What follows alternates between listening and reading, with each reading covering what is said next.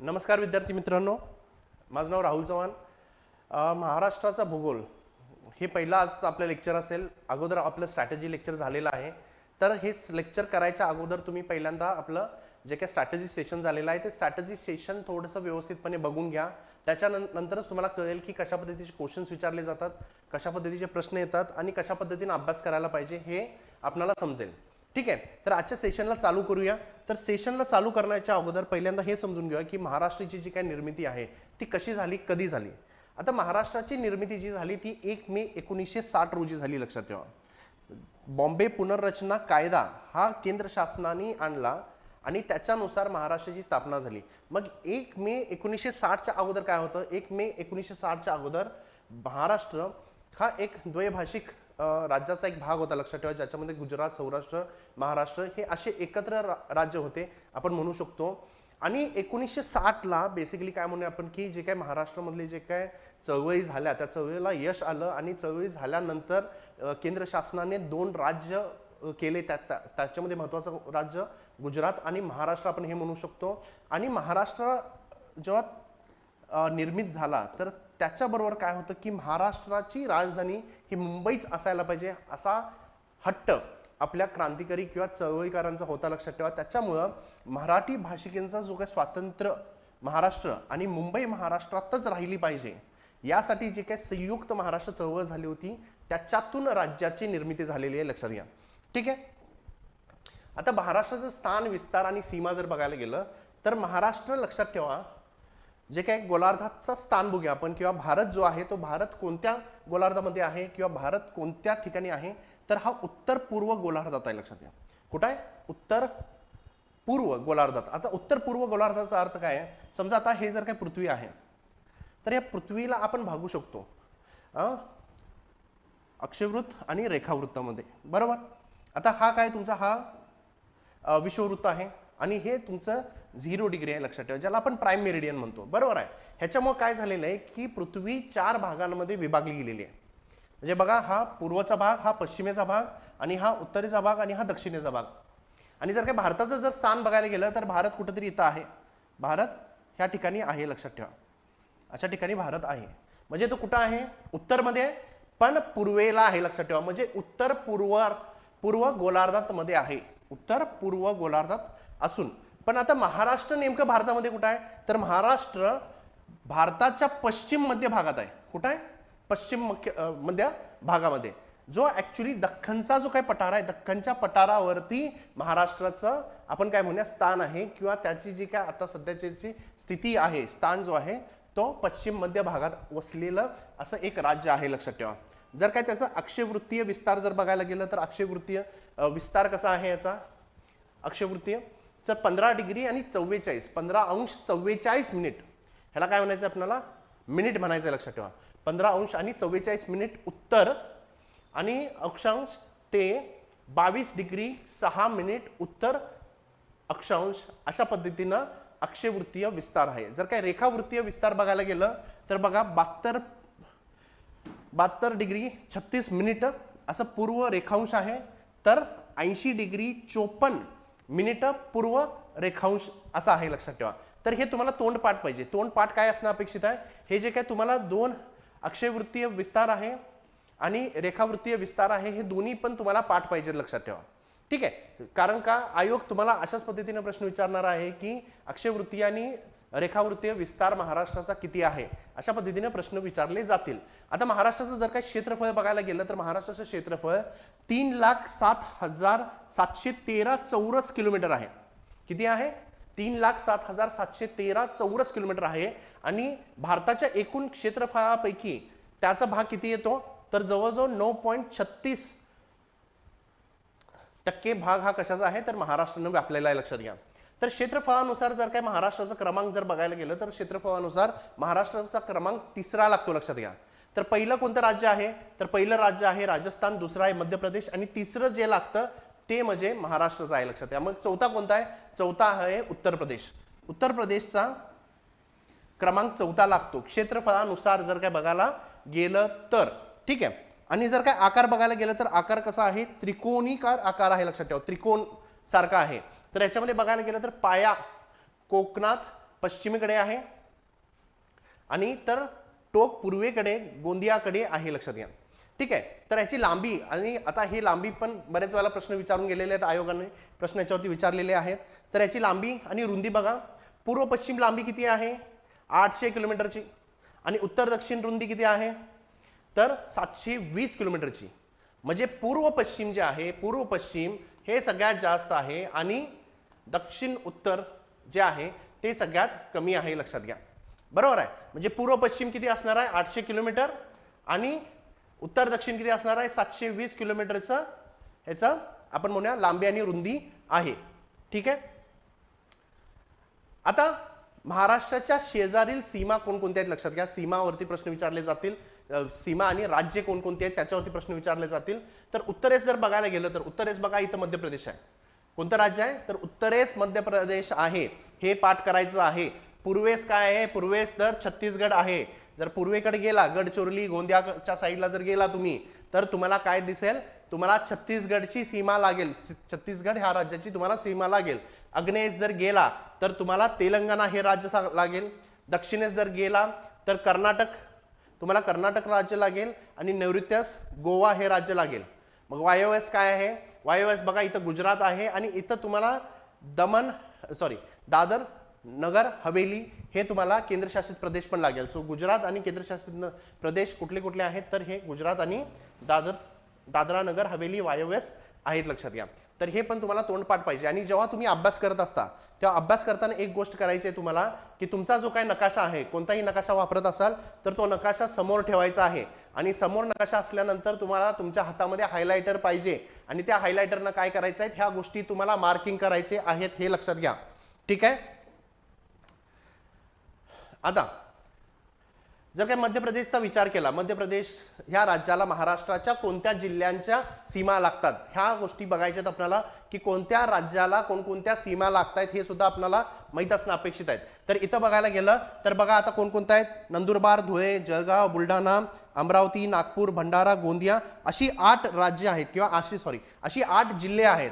तर बघा इथं नंदुरबार आहे, धुळे आहे, जळगाव आहे, बुलढाणा, अमरावती, नागपूर, गोंदिया आणि भंडारा हे 8 जिल्ह्यांच्या सीमा कशाला आहेत? तर मध्य प्रदेश ह्या राज्याला लागतायत, लक्षात घ्या. दुसरं बघायला गेलं तर छत्तीसगडसाठी कोणकोणत्या राज्यांच्या कोणकोणत्या जिल्ह्यांच्या सीमा आहेत? तर गोंदिया आहे आणि गडचिरोली ह्या 2च काय म्हणूया आपण जिल्ह्यांच्या सीमा छत्तीसगडला लागलेल्या आहेत. ते झाल्यानंतर तेलंगणाला बघा, गडचिरोली आहे, त्याच्यानंतर चंद्रपूर आहे, यवतमाळ आणि नांदेड हे 4 जे काय जिल्हे आहेत ह्यांची सीमा कशाला लागते? तर तेलंगणा ह्या राज्याला लागते. हे झाल्यानंतर कर्नाटक राज्याला कोणकोणत्या? सगळ्यात बघा, आता सगळ्यात महत्त्वाचं नांदेड आहे, लातूर आहे, उस्मानाबाद आहे, ज्यालाच आपण धाराशिव आपण म्हणतो आता, मग सोलापूर आहे, सांगली, कोल्हापूर आणि सिंधुदुर्ग. तर ह्या जिल्ह्यांच्या सीमा कशाला लागतायत? कर्नाटकला लागतायत, लक्षात ठेवा. असे 7 जिल्हे आहेत. किती जिल्हे आहेत? तर 7 जिल्हे कशाच्या सीमा लागतायत? ह्याला कर्नाटकच्या सीमा आहेत 7 जिल्ह्यांच्या. हे पाठ करायचंय तुम्हाला. तर 8 सगळ्यात जास्त कशाच्या आहेत? 8 मध्य प्रदेशसाठी आहेत, 7 कर्नाटकच्या आहेत, लक्षात घ्या. हे झाल्यानंतर गोव्याला फक्त आणि फक्त सिंधुदुर्ग ह्या जिल्ह्याची सीमा लागते. तर एकच आहे, लक्षात ठेवा, एकच जिल्हा आहे ज्याची सीमा गोवा राज्याला लागते.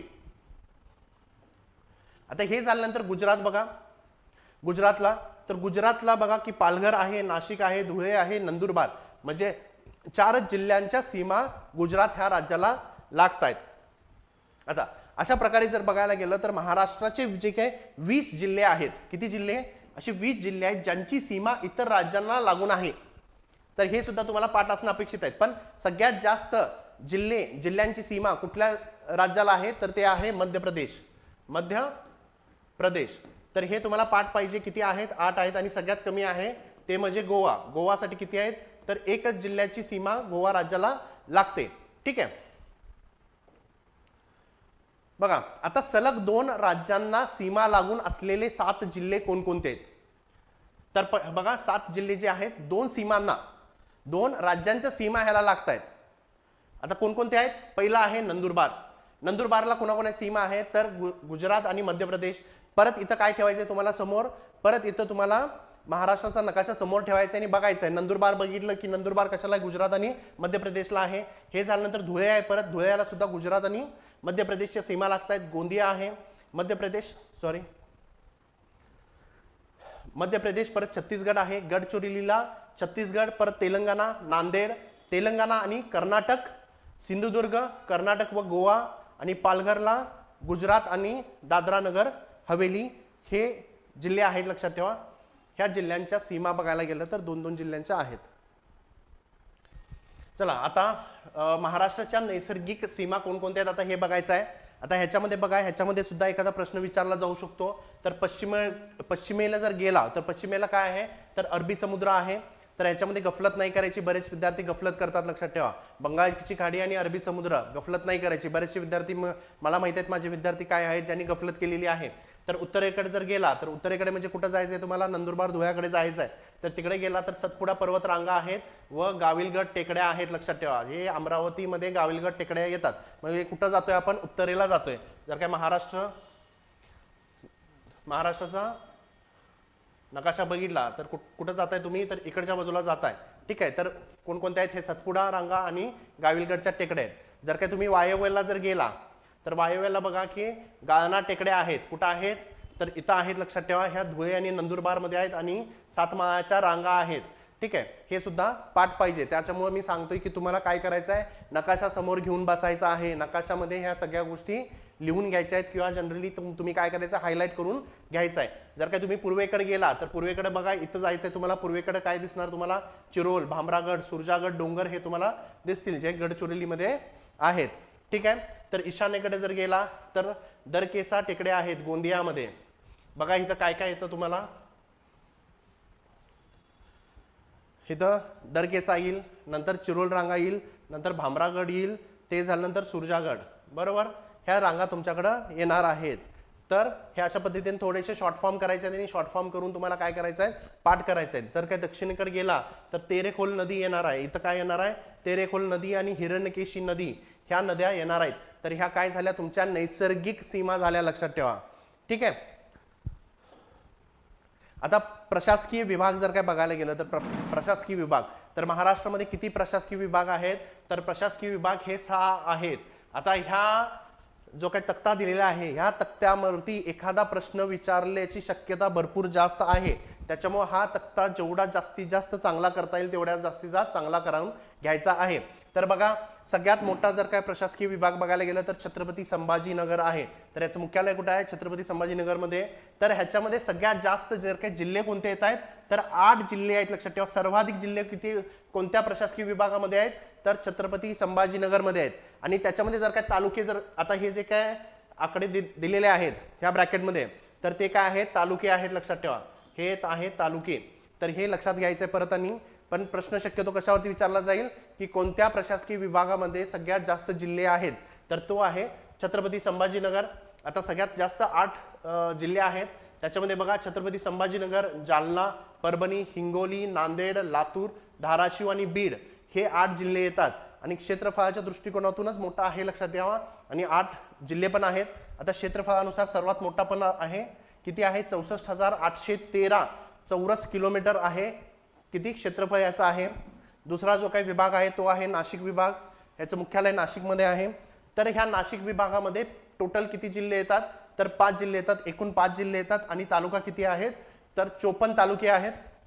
तर बघा, एकूण जिल्हे नाशिक, धुळे, नंदुरबार, जळगाव आणि अहिल्यानगर हे असे 5 जिल्हे आहेत. आणि ह्याचं क्षेत्रफळ बघायला गेलं तर 57,493 चौरस किलोमीटर आहे.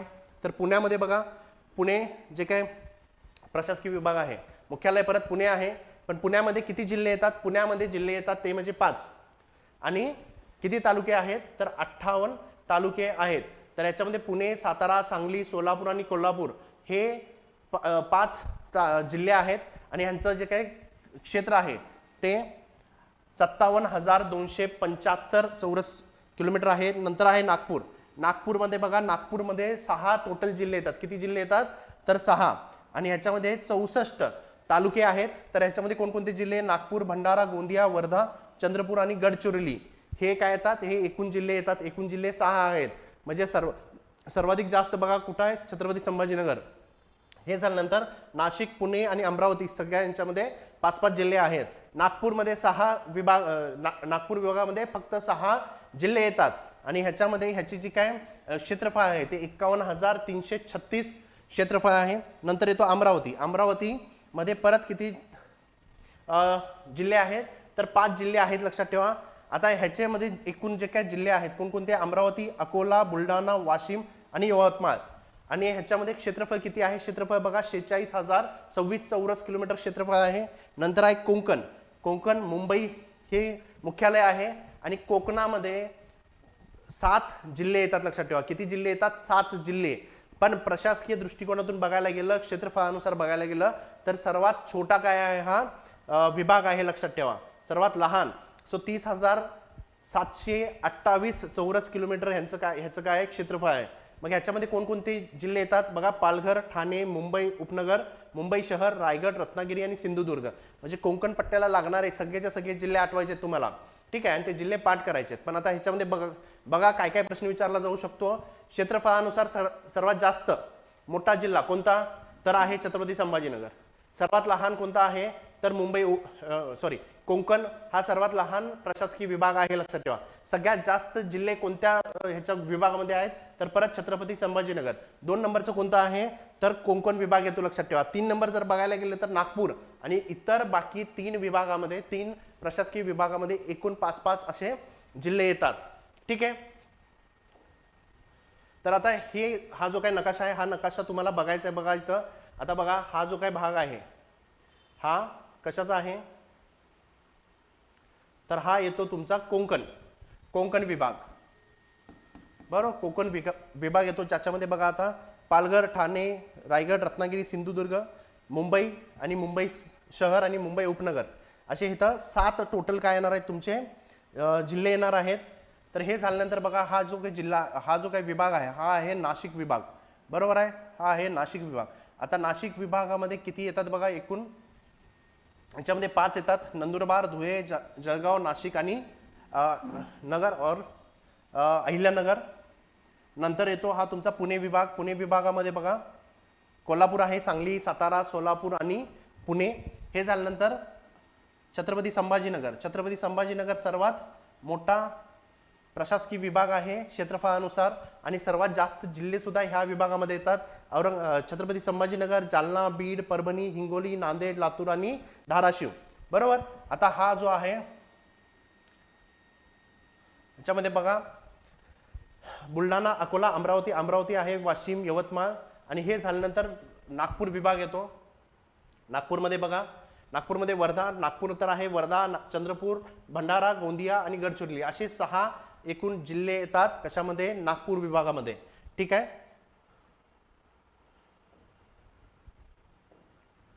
तर ह्याच्यावरती एखादा प्रश्न आपण मान्य करून चला की ह्याच्यावरती एखादा प्रश्न तुम्हाला विचारला जाऊ शकतो, ठीक आहे. आता प्रश्न कशा पद्धतीने विचारले जातील हे थोडंसं बघितलं होतं आपण, पण ह्याच्यामध्ये सर्वात जास्त प्रश्न आपल्या ह्याच्यानुसार तर ह्याच्यावरती प्रश्न विचारण्याची शक्यता सर्वात जास्त अशी आहे लक्षात ठेवा, ठीक आहे. आता ह्या ज्या काही टेकड्या आपण बघतोय, आता ह्या टेकड्या आपण करत असताना काय करणं अपेक्षित आहे की ह्या पर्टिक्युलरली जे काही पश्चिम किनारपट्टी जी आहे, तर पश्चिम किनारपट्टी किंवा अरबी समुद्राचे समुद्र जो आहे किंवा किनारपट्टी कोणकोणत्या जिल्ह्यांना लाभलेली आहे, कोणत्या जिल्ह्यांना लाभलेली आहे हे तुम्हाला पाठ करून घ्यायचं आहे, लक्षात घ्या. मग याच्यामध्ये जर काही नकाशा बघायला गेलं तर नकाशावरनं हे समजून घ्या. कारण बघा आता पालघर आहे, ठाणे आहे, मुंबई शहर आहे, मुंबई उपनगर आहे, रायगड, रत्नागिरी आणि सिंधुदुर्ग हे तुम्हाला पाठच पाहिजे. त्याच्यामुळे नकाशा व्यवस्थित बघणं अपेक्षित आहे, लक्षात घ्या, ठीक आहे. तर अशा पद्धतीने प्रश्न विचारला जाऊ शकतो. किंवा सतपुडा पर्वतरांगा जे आहेत, सतपुडा पर्वतरांगा कोणकोणत्या जिल्ह्यातून जातो किंवा गाळणा टेकड्या कोणत्या जिल्ह्यामध्ये येतात, तर हे तुम्हाला माहित पाहिजे. धुळे, नंदुरबार, सातमाळा रांगा जे आहेत ते कोणकोणत्या जिल्ह्यातून जात आहेत हे तुम्हाला प्रश्न विचारला जाऊ शकतं. चिरोल, भामरागड, सुरजागड जे काही डोंगर आहेत हे कोणत्या जिल्ह्यांमध्ये येतात, अशा पद्धतीने प्रश्न विचारले जाऊ शकतात, लक्षात ठेवा. तर हे अशा पद्धतीनं थोडंसं तुम्हाला प्रश्न विचारले जाऊ शकतात, ठीक आहे.